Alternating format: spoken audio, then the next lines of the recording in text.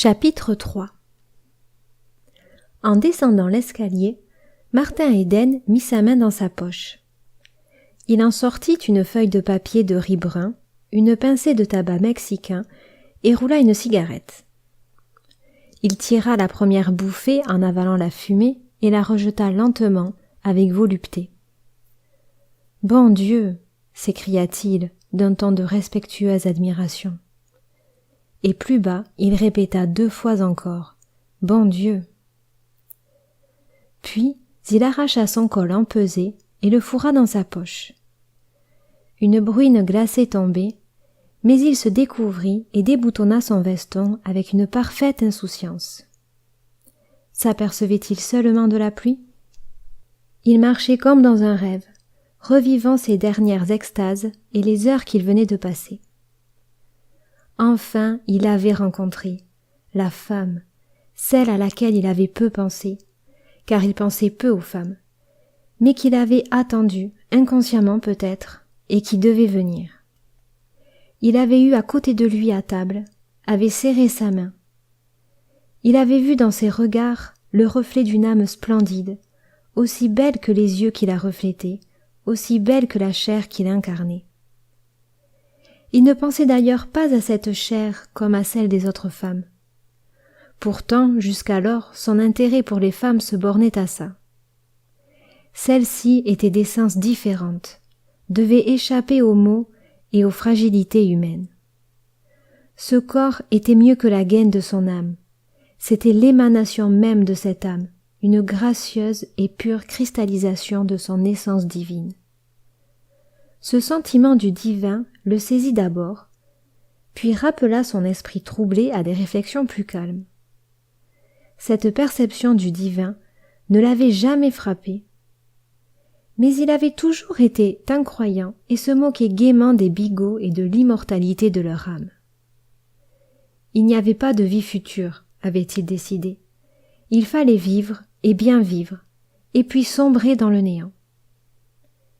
Mais dans les yeux de cette femme, il avait vu une âme impérissable. Personne, jamais, ne lui avait donné cette impression-là, et il avait eu dès la première rencontre de leur regard. En marchant, il ne cessait de voir son visage, pâle et sérieux, doux et délicat, souriant avec une pitié et une tendresse immatérielle et pure. Il n'aurait jamais pu imaginer qu'une telle pureté existât. Cette pureté le frappa plus que tout le reste. Il avait rencontré du vice et de la bonté, mais de la pureté jamais, et il l'ignorait totalement. À présent, il concevait la pureté comme le superlatif de la bonté et de la propreté morale, comme l'essence même de la vie éternelle. Et il ambitionna aussitôt d'acquérir la vie éternelle. Évidemment, il n'était pas digne de dénouer les cordons de ses souliers. C'était même un coup de chance inouï d'être arrivé à la connaître, à l'approcher, à lui parler ce soir-là. C'était un accident qu'il n'avait pas amené et qu'il ne méritait pas. Envahi d'une sorte d'humilité religieuse, plein d'abattement et de dégoût de lui-même, il sentait profondément le poids de ses péchés. Mais, tel le pécheur qui se prosterne devant le tribunal de la pénitence, entrevoit, du fond de son humble détresse, l'espoir d'un au-delà radieux, lui ne concevait le suprême salut que par la conquête de cette femme. Cette conquête, d'ailleurs, demeurait irréelle, nébuleuse, totalement différente du sens qu'il y attachait généralement. Emporté par son ambitieuse fantaisie, il se voyait, planant avec elle dans les hauteurs spirituelles, communiant aux mêmes sources d'art et de beauté. Son rêve n'allait pas au-delà d'une possession d'âme absolument éthérée, d'une amitié cérébrale qu'il ne savait lui-même définir. Il était hors d'état de définir quoi que ce fût en ce moment. La sensation triomphait du raisonnement. Il palpitait d'émotions inconnues et s'abandonnait délicieusement au flot d'impressions nouvelles qui l'emportaient vers d'inaccessibles sommets. Il titubait comme un homme ivre en murmurant avec ferveur Bon Dieu, bon Dieu. Au coin d'une rue, un sergent de ville le regardait venir et, d'un œil méfiant, observait sa démarche incertaine. « Où c'est que tu t'es saoulé comme ça ?» questionna-t-il. Martin Eden revint sur terre. Sa nature s'adaptait immédiatement aux circonstances et ce fut le Martin Eden habituel qui répondit en riant au sergent de ville. « C'est du propre, hein? Et j'ignorais que je faisais des discours tout haut. »« Ouais, et tout à l'heure tu chanteras, » diagnostiqua l'agent. « Non, pas de danger. Donnez-moi du feu et je vais tâcher d'attraper le dernier tram. » Il alluma sa cigarette, remercia et poursuivit son chemin en grognant. Non, mais des fois, le flic qui me croyait saoul. Il sourit et réfléchit un instant. J'aurais jamais pensé qu'une femme vous mette dans un état pareil. Il monta dans le tram de Berkeley. Il était bondé de jeunes gens qui braillaient des chansons et des refrains de collège. Martin les étudia avec curiosité. C'étaient des universitaires. Ils allaient évidemment à la même université qu'elle, étaient du même milieu social, la connaissaient peut-être, pouvaient à leur gré la voir tous les jours. Alors, pourquoi, ce soir, était-il dans ce tram au lieu d'être auprès d'elle, à l'entourer d'une respectueuse adoration? Il remarqua un jeune homme aux petits yeux bridés, à la lèvre pendante, un vicieux sûrement, se dit-il. À bord ce serait le fuinard, le géniard, le mouchard de l'équipage. Lui, Martin Eden, était un autre gars que celui-là. Cette idée lui fit plaisir, parce qu'elle semblait le rapprocher d'elle. Et il poursuivit sa comparaison. À mesure qu'il regardait les étudiants, il se rendait compte du beau mécanisme de son corps et de sa supériorité physique. Oui, mais leur cerveau bourré de science leur permettait de parler la même langue qu'elle, et cette idée le déprima. Mais à quoi sert le cerveau? Ce qu'ils avaient fait, ils pouvaient le faire. Ils avaient appris la vie dans les livres, et lui l'avait vécue. Son cerveau contenait tout autant de choses que le leur, des choses différentes, voilà tout. Combien d'entre eux sauraient nouer un garant, prendre la barre ou faire le point? Sa vie se développait devant lui en tableau. Aventure, danger, travail éreintant, coups d'audace désespérés. Il se rappelait ses maladresses du début, toutes les avanies subies. C'était mieux ainsi, d'ailleurs. Ceux-ci allaient vivre à leur tour et manger de la vache enragée. Parfait. Lui, pendant ce temps, apprendrait la vie dans les livres. Tandis que le tram traversait la zone clairsemée de masures lamentables qui sépare Oakland de Berkeley, il guettait l'immeuble familier à 2 étages, dont la façade s'enorgueillissait de cette enseigne. Denrées alimentaires, maison Higginbotham.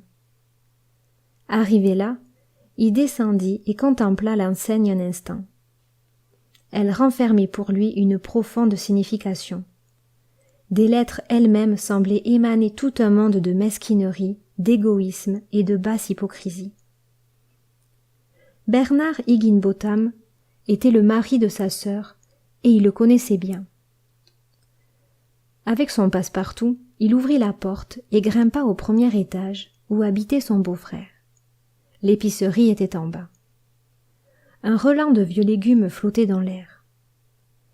En tâtonnant à travers le vestibule, il buta dans une voiture de poupée qu'un de ses nombreux neveux avait abandonnée là et l'envoya rouler à quelque bruit contre la porte. « Quel vieux grippe-sou !» se dit-il. « Ça refuse de brûler 2 cents de gaz pour empêcher que ces pensionnaires ne se cassent le cou. » En tâtonnant encore, il tourna le bouton et entra dans une pièce éclairée où était assis sa sœur et Bernard Higginbotham. Elle raccommodait un pantalon, et lui, répandu sur 2 chaises, des savates en tapisserie éculée pendouillant au bout de ses pieds, lisait un journal.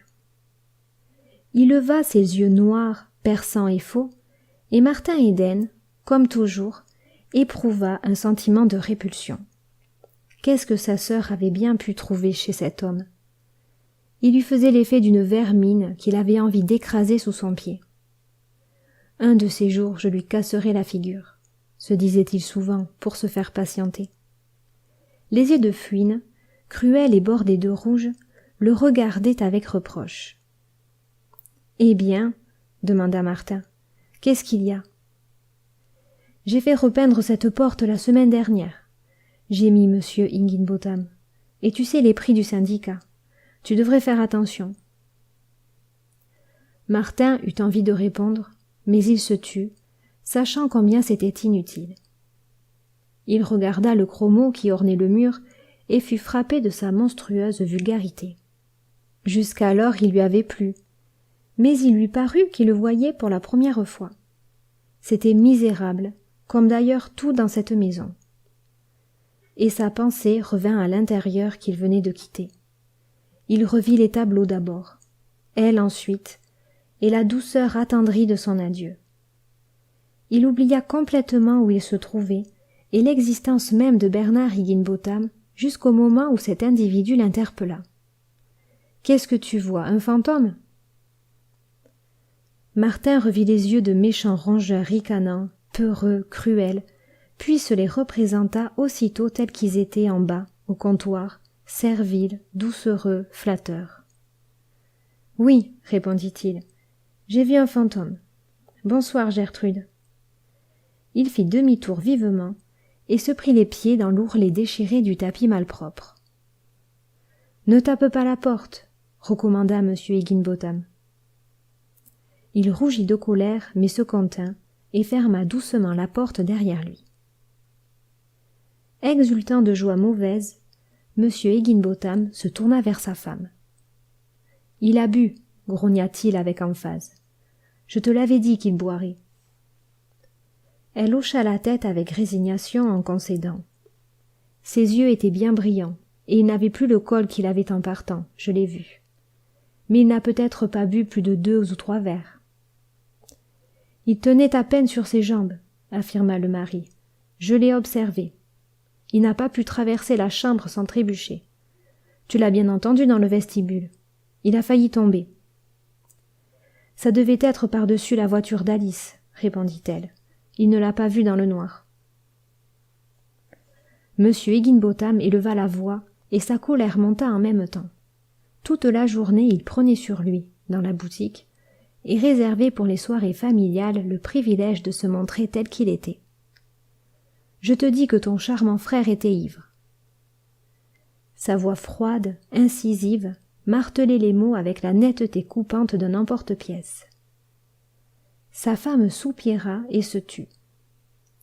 C'était une femme corpulente, débraillée, qui semblait éternellement fatiguée du poids de son corps, de son travail et de son mari. « Il tient ça de son père, je te dis, » poursuivit M. Higginbotham. « Et il finira dans le ruisseau comme lui, tu verras. » Elle fit oui de la tête, soupira et continua de coudre. Martin Eden était rentré ivre, c'était entendu. Si leur âme avait été capable de comprendre la beauté, n'aurait-il pas vu dans ses yeux rayonnants, sur tout ce visage ardent, le signe évident du premier amour? Un joli exemple pour les enfants, grogna subitement M. Higginbotham, après un silence dont il voulut à sa femme. Il aurait préféré quelquefois être contredit davantage. S'il recommence, je le mets dehors. Compris? Je ne tolérerai plus ça. Débaucher de pauvres innocents par le spectacle de ces souleries. M. Higginbotham aimait ce mot, débaucher, glané dans un journal et nouvellement ajouté à son vocabulaire. C'est bien ça, il n'y a pas d'autre mot, il est débauche. Sa femme soupira encore, secoua tristement la tête et continua sa couture. M. Higginbotham reprit sa lecture. « Est-ce qu'il a payé sa pension de la semaine dernière ?» lança-t-il par-dessus son journal. Elle fit signe que oui, et ajouta. « Il a encore un peu d'argent. » « Quand reprend-il la mer ?»« Quand sa paie sera dépensée, je suppose, » répondit-elle. « Il a été hier à San Francisco pour se faire embaucher. mais il a encore de l'argent et il est difficile pour le choix d'un bateau. Il n'y a rien de tel qu'un pouilleux pour faire des manières, grogna M. Higginbotham. Ça lui va bien de faire le difficile. Il a parlé d'un schooner qui se prépare à partir pour un pays perdu à la recherche d'un trésor. Il partirait dessus si son argent dure jusque-là. Si seulement il voulait se ranger, je l'emploierais ici, à conduire la voiture, dit le mari sans aucune bienveillance. Tom s'en va. La femme eut un regard à la fois interrogateur et anxieux. Il s'en va ce soir, il rentre chez Carruthers, qui lui donne davantage. Je te l'avais dit qu'il s'en irait, s'écria-t-elle. Il valait plus que tu ne lui donnais. Écoute, ma vieille, rugit Higginbotham menaçant. Je t'ai déjà dit 100 fois de ne pas fourrer ton nez dans mes affaires. Je ne te le répéterai pas. Ça m'est égal, larmoya-t-elle. Tom était un bon garçon. Son mari la foudroya du regard. Voilà qui était de la dernière insolence. Si ton espèce de frère n'était pas un propre à rien, il pourrait conduire la voiture, siffla-t-il.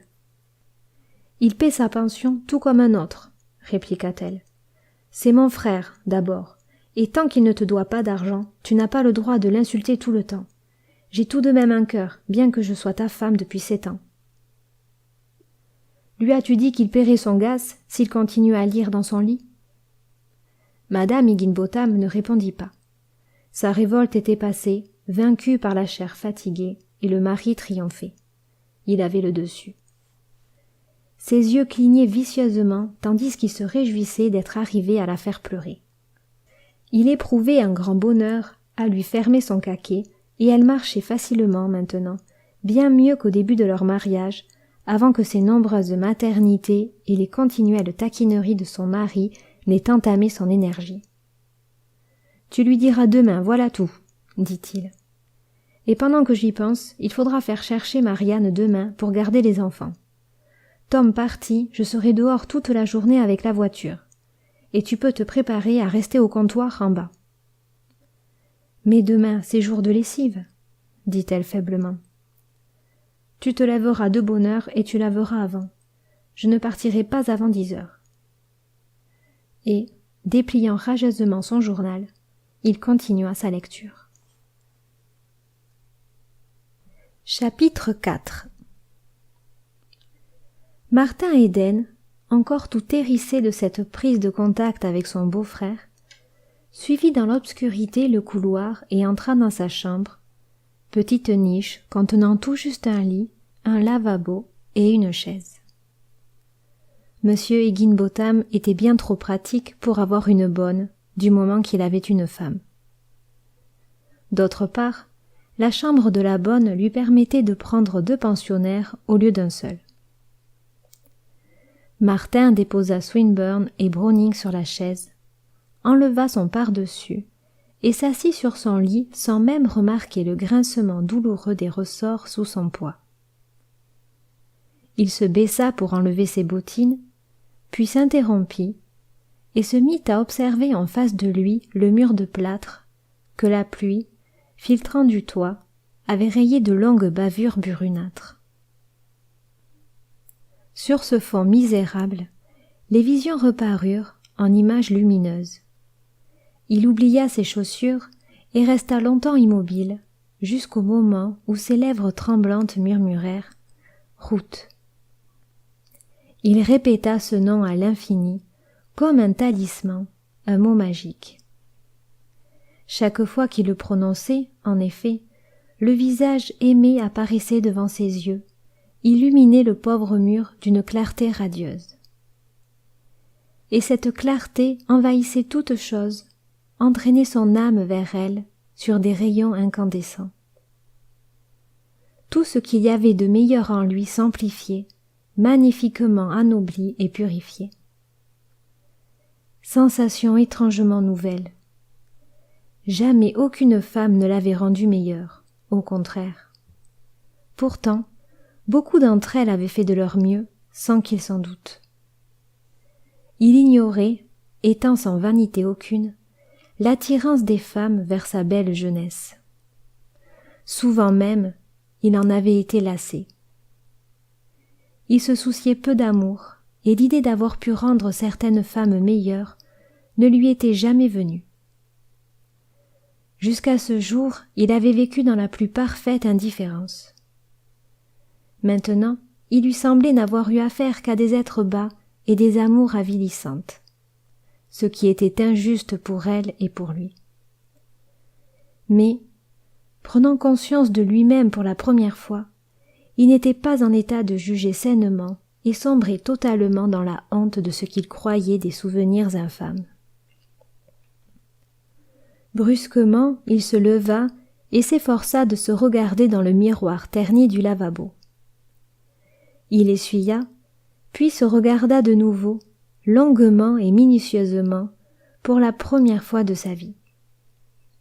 Ses yeux savaient voir cependant, mais jusqu'à cet instant, il ne s'en était servi que pour regarder le monde avec ses panoramas éternellement changeants, et n'avait jamais pris le temps de se regarder lui-même.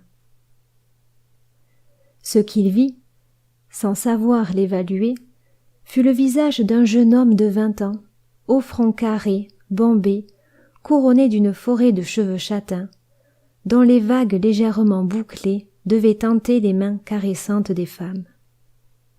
Mais il n'accorda aucune attention à un objet aussi indigne d'elle, se contentant d'étudier longuement son grand front carré, s'efforçant de le pénétrer, d'en apprécier le contenu. Quel genre de cerveau habitait là-dedans? De quoi était-il capable? Jusqu'où pourrait-il le mener? Jusqu'à elle? Il se demanda ce que reflétaient ses yeux d'acier, parfois bleus, avivés par la brise saline des mers ensoleillées. Qu'avait-elle pensé de ses yeux? Il essaya de se substituer à elle, vainement. Que savait-il de sa façon de juger? Comment pourrait-il deviner une seule de ses pensées? En elle, tout était enchantement et mystère. Eh bien, conclut-il, ce sont d'honnêtes yeux, sans détour et sans ruse. La couleur de son visage le surprit. Il ne le croyait pas si bronzé par le soleil. Vite, il releva la manche de la chemise pour se rassurer. Oui, sa peau était blanche, somme toute, bien que ses bras soient tannés, eux aussi. Il tendit le bras, tâta son biceps et chercha l'endroit le moins touché par le soleil. Là, c'était très blanc. La pensée qu'autrefois son visage avait été aussi blanc que cela le fit rire. Il ne s'imagina pas un instant que peu de femmes blondes aient pu se flatter d'avoir la peau aussi blanche et aussi douce que la sienne, là où elle avait échappé aux atteintes du soleil. Il avait une bouche d'enfant quand les lèvres pleines, sensuelles, ne se serraient pas trop durement sur les dents, ce qui alors rendait sévère et même ascétique cette bouche sensuelle, vraiment faite pour l'amour et pour la lutte. On la sentait aussi bien capable de savourer les douceurs de la vie que de renoncer à ces mêmes douceurs pour dominer la vie. Le menton, la mâchoire, forts et légèrement agressifs, accentuaient cette impression de volonté corrigeant la sensualité, la tonifiant en quelque sorte. Et les dents, blanches, régulières et solides, n'avaient jamais eu besoin du dentiste. Il le remarqua avec plaisir en poursuivant son examen. Mais une pensée le troubla tout à coup. N'y avait-il pas des gens qui se lavaient les dents tous les jours? Des gens très supérieurs à lui, certes, des gens de sa classe à elle. Elle, naturellement, se lavait les dents tous les jours. Que penserait-elle de lui si elle apprenait que de sa vie il ne se les était nettoyés? Il décida d'acheter une brosse à dents et de prendre cette habitude dès le lendemain. Des exploits héroïques ne suffiraient pas à la conquérir. Il lui fallait s'éduquer en tout, s'habituer même au port du col empesé, bien cette seule évocation lui parut une véritable atteinte à son indépendance. Il étendit la main, en tâta du pouce l'intérieur calleux et contempla la crasse qui s'y était incrustée, sans qu'aucune brosse soit parvenue à l'en débarrasser. Combien sa paume à elle était différente! Il frissonna délicieusement à ce souvenir. Elle était couleur de pétales de rose, se dit-il. et fraîche et douce comme un flocon de neige. Comment une simple main de femme pouvait-elle être si adorablement douce? En se représentant ce que pouvait être la caresse d'une main pareille, il rougit, comme pris en faute, s'en voulut d'une telle pensée, incompatible avec la vénération mystique qu'il vouait à cette blanche créature éthérée. Cependant, la douceur de cette main le poursuivit. Il était habitué à la peau rugueuse des ouvrières et des femmes du peuple. Eh bien, il le savait pourquoi leurs mains étaient rudes. Sa main à elle était douce parce qu'elle n'avait jamais travaillé. L'abîme qui les séparait se creusa davantage à la pensée troublante de quelqu'un qui n'avait pas besoin de travailler pour vivre. Il s'imagina tout à coup ce qu'était l'aristocratie, les gens qui n'ont besoin de rien faire, et sur le mur, devant ses yeux, elle prit la forme d'une puissante statue de bronze qui le défiait de toute sa gigantesque stature. Il avait toujours travaillé, toute sa famille aussi, et Gertrude donc. Quand ses mains n'étaient pas durcies par le ménage, elles étaient rouges et crevassées par la lessive. Et sa sœur Marianne.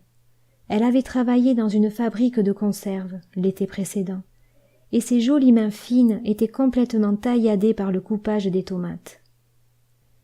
L'hiver d'avant, l'extrémité de 2 de ses doigts avait été enlevée par une machine dans une manufacture de boîtes en carton. Il se rappela les mains rugueuses de sa mère couchée dans son cercueil. Et son père avait travaillé jusqu'à son dernier soupir. La corne de ses mains devait avoir bien 1 centimètre d'épaisseur à sa mort. Mais ses mains à elle étaient douces, celles de sa mère aussi, ainsi que celles de ses frères. Cette dernière pensée l'étonna. C'était un signe terriblement précis de leur caste supérieure et de l'énorme distance qui les séparait de lui. Il se rassit sur le lit avec un rire amer et enleva ses bottines. Il était idiot. Un visage de femme, les mains blanches et douces d'une femme l'avaient saoulé. Puis, sur le mur délabré, une autre vision apparut. Il se vit devant une sinistre maison garnie, la nuit, à Londres, dans East End.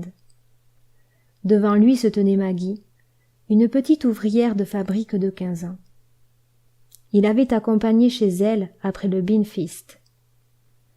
Elle habitait ce garni sinistre, dont les pourceaux n'auraient pas voulu. Il lui avait tendu la main en disant bonsoir, et elle lui avait tendu ses lèvres. Mais il n'avait pas voulu l'embrasser. Elle lui faisait un peu peur. Alors elle avait refermé sa main sur la sienne et l'avait serrée fiévreusement. Il sentait les cales de ses mains frotter contre les siens, et une grande pitié lui gonflait le cœur. Il voyait ses yeux affamés, pleins de désir, et son pauvre corps de jeune femelle mal nourrie, d'une maturité précoce déjà flétrie. Alors doucement, il l'avait enveloppée de ses 2 bras, s'était baissé et l'avait embrassée sur les lèvres. Il avait encore dans les oreilles son petit cri heureux et la sentait se pelotonner contre lui, comme une chatte. Pauvre petite malheureuse. La vision de cette nuit-là le poursuivait. Sa chair se hérissait encore, comme alors quand elle s'était accrochée à lui désespérément, et son cœur fondait de pitié. C'était une soirée grise, d'un gris sale, une pluie triste souillait le pavé. Puis une lumière chaude irradia la muraille, substituant à cette vision le blanc visage de l'autre, couronné d'or, lointaine, inaccessible comme une étoile. Il prit Browning et Swinburne sur la chaise et les embrassa. « Elle m'a tout de même dit de revenir, » se dit-il. Une dernière fois, il se regarda dans la glace et déclara tout haut, solennellement. « Martin Eden, demain matin, à la 1re heure, tu iras à la bibliothèque populaire et tu t'instruiras sur les bonnes manières. Compris ?» Il éteignit le gaz et les ressorts gémirent sous son poids. « Mais il faut cesser de jurer, Martin, mon vieux. Il faut absolument cesser, » conclut-il. Puis il s'endormit et fit des rêves qui par leur folie et leur audace rivalisaient avec ceux des mangeurs de hachisch.